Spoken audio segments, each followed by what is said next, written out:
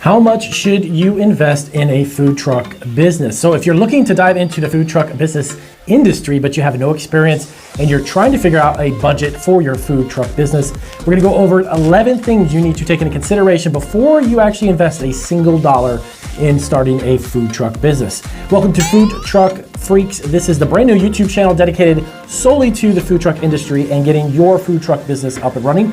I am a food entrepreneur. My name is Damian Roberti. My wife and I, Sylvia, have started over 13 years ago. We actually started our e-commerce food business. We've also run and operated Italian bakeries and been in the food industry since I was 14 years old, which is quite a few years ago. So I'm gonna bring you in this specific video, we're gonna go over 11 specific topics about the food truck startup idea and the concept, and basically what you need to do and what you need to be aware of before you even invest a single dollar in doing that. And as always, if this is your first time ever seeing us, definitely hit the subscribe button and take a look at our other videos. We're gonna have hundreds of videos uploaded throughout the next couple of months that are gonna be all about the food truck industry and even state-specific food truck information about how to start in every single state. So let's dive into this. Number one, of course, the big question is, what is your budget? So if you're looking to start a food truck business, look at your finances. Everything from your personal finances to your credit score to how much money you have either invested in 401ks or potentially money you can tap into to get a food truck started. Your budget's gonna have a big bearing to do with what you're actually gonna be able to do and what you would like to do. So the reality of starting a food truck is it's not very inexpensive. It is quite an expensive endeavor, but there are ways that you can start small and of course even get a used vehicle and build it out and so on based upon your budget. So the first thing you want to do is take a look at where you are with your finances, because of course when you start a business, most of the time right off the bat, if you don't have proof of concept, if you don't have any experience, or you don't even operate a food business, it is a challenge to get any bank or a lending institution to give you a loan based on absolutely no history of sales. So you may end up having to use a lot of your own personal finances, and it is risky, don't get me wrong. When my wife and I started our food business, I actually financed it myself, which was kind of a good and bad thing, to be honest with you. There was a few things that we made, some decisions that were probably ones that we probably could plan out much better. But 13 years later, 12 years later, we're actually doing fantastic now, and of course you learn as you go. So number one is your budget. Number two, the truck.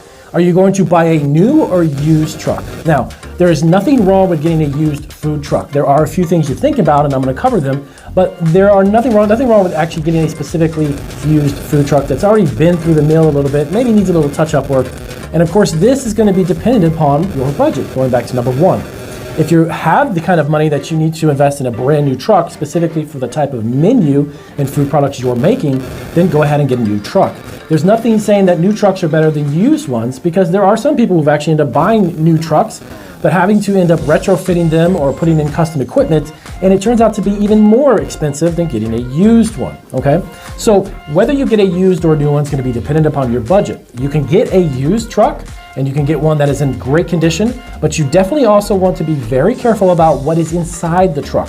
Reason being is that if you're looking to create, let's say a menu of tacos and Mexican food, but you've got nothing but ovens in there where it was a used truck that was used for baked goods or something sweet, like a sweets truck, that's obviously not gonna be beneficial for what you're trying to make. So getting a used truck is a good idea because it's on the lower end of the budget scale, but you wanna make sure obviously that it has the equipment or most of the equipment that you need specifically for your menu. Every single food truck does not carry the same type of equipment because of the fact that every menu is different. So keep that in mind. Number three is the idea of retrofitting. Retrofitting is the process of basically gutting out an old used truck and then putting in all of the specific equipment that you would need. Pretty similar to what I was just mentioning in number two. So retrofitting is something that's not a bad idea, but the idea of putting in brand new equipment can be costly, even though you're offsetting those expenses with a used truck, being a little cheaper than a new one. So keep in mind that, you know what, I find a great used truck that looks great, but unfortunately the inside of it is not exactly what I need, so I'm gonna have to retrofit it or customize it with equipment specifically for my menu. Then it comes down to pricing out brand new equipment, but not only getting the equipment, but then installing it. If you're going to do a custom install or a retrofitting, that's gonna cost a fortune in labor, so that's something you need to think about too. So finding the equipment and getting a used truck, bringing them together is a great idea, but also keep in mind that it's quite expensive from the labor standpoint of having to put in all of that equipment into your used truck. Number four, your wrap. Yes, the food truck wrap. This is the actual brand. This is your image. This is the external part of the truck itself. This is going to be the attention grabber for customers when you go to food truck rallies. It'll be the first thing that your customers see, and you want to make sure that you do it professionally. But food truck wraps are not cheap. They can run anywhere from a couple hundred or a few hundred or even a few $1,000s to have it done professionally. Now you can actually do it yourself, but I would highly recommend you have a professional do it. But if you were looking to grab some exterior paint and actually create it by hand from scratch, it is definitely something you can do, but I'm not sure how professional that's going to look. Keep in mind that that's going to be your brand. That's going to be an image that's going to grab people's attention. And of course, as always, the first impressions make a big impression, okay? So the external part of the truck has to be wrapped with your brand and your look. So keep that in mind, and that could be anywhere up to a few hundred to a few $1,000s. Number 5 is going to be your initial licensing and permitting.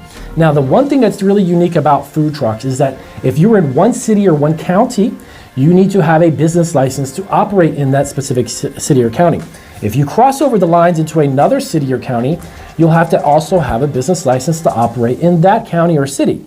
So keep this in mind. You not only need your initial permits, fire inspections, and every other permit that goes along with opening and starting a new food truck, but this may be something that you have to replicate in every single city or county you plan to do business in. So keep that in mind, and that even includes parking permits. They actually have cities and counties that will issue specific permits for specific areas that you're allowed to park. And if you park in places that you can't, you'll get yourself a ticket or you end up losing your license. So keep this in mind too, that every single time that you go into a brand new city or county, you're gonna need to have a permit to operate that mobile food business in that city or county, okay? So number 6, your ingredients. So when you initially start your food truck business, obviously you're going to need to have ingredients. So keep this in mind too. And that could be anywhere from a few hundred to a couple $1,000s worth of fresh ingredients or whatever it is that you plan on preparing. And you're gonna have waste. So you need to calculate that into that initial investment for your ingredients, is that the amount of food that you obviously get. You will not prepare and cook and serve every little bit of it. You're gonna have waste. I experienced this when we had our bakery. We used to produce tons and tons of cookies. We had gelato, we had fresh breads and panini sandwiches. We had a lot of different things that we offered. And I would honestly say about 20% of it, we would throw it away or have to get discarded because of the fact that we never used it. So keep in mind that you're gonna experience loss when you first start a food truck. And that's pretty much with any type of food business, whether it's a restaurant, a cafe, etc. You're gonna have some loss, so keep that in mind, okay? Number 7, your marketing budget. Yes, believe it or not, you need to market a food truck. It's not about just simply driving around town and going to food truck events. You need to have a social media presence. But not only a social media presence, you can even be on Facebook with a local group where people are following you and they like to go to certain events in your city or county or your certain area that you live in.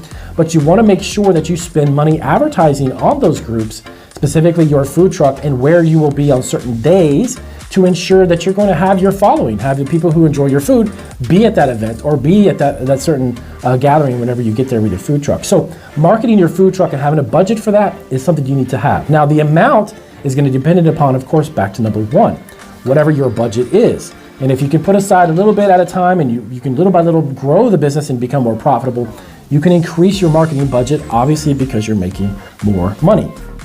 Number 8, employee payroll. So you're going to have an employee at least. There's not hardly any food truck that can really be run specifically with just one person. It's more specifically if you're preparing food. And if you're simply reselling packaged or prepackaged food, you can pretty much do that yourself, a lot of times simply by just handing the product to the customer, taking their money or their purchase, and then simply moving on to the next customer. If you've got a menu of products that you're actually preparing fresh and making, you cannot do this by yourself. So anywhere from a minimum of 1 to 2 employees you're going to have. But if you're going into it when you first open your doors, you need to have about 6 to 8 months worth of payroll set up prior to opening your doors so you can pay those employees. Because I can guarantee you the amount of revenue you're going to generate the first 6 to 8 months is not going to be a lot, and it may not be sufficient enough for you to pay your employees. And if you don't pay your employees, well then they leave. That's pretty common sense. So make sure you've got enough for your employee payroll. Number 9, your food truck insurance. Yes, believe it or not, like any other business, you need to have food truck insurance, and it is not cheap.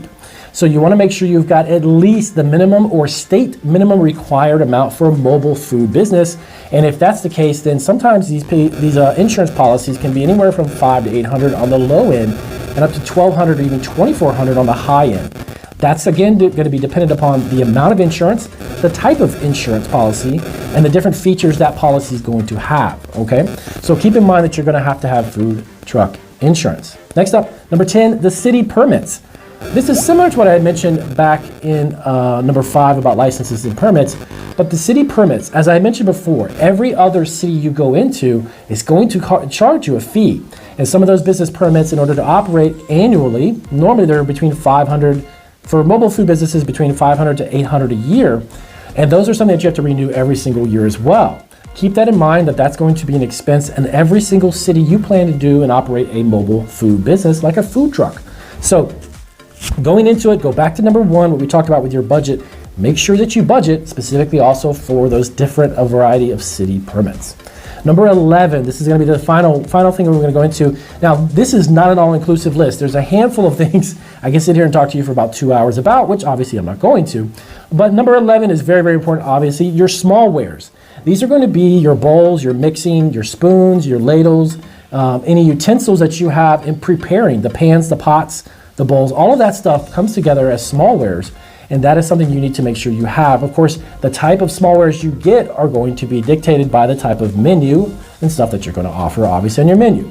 So keep this in mind as well, that you're going to need to have these, and it could be about 20 or 30 different pieces of items, or it could be 100. But anywhere from about, probably I would guess, $200 to $400 worth of smallwares easily. And those are not ovens. That's not including microwaves or big pieces of equipment. These are the small things that you need to prepare and prep your food to serve to your customers. So these are the 11 things you need to keep in mind when you ask how much should you invest in a food truck business. If you have questions about starting a food truck, please let me know down in the comments, and of course I'll get to it as soon as possible. We have 4 other, by the way, brand new 4 other YouTube channels on different types of food entrepreneurship. Check those out down below in the description section. If you have a friend or family who are looking to create food businesses, find out which channel is the one for you, and definitely subscribe and let your friends know about it, and we will see you guys in our next video.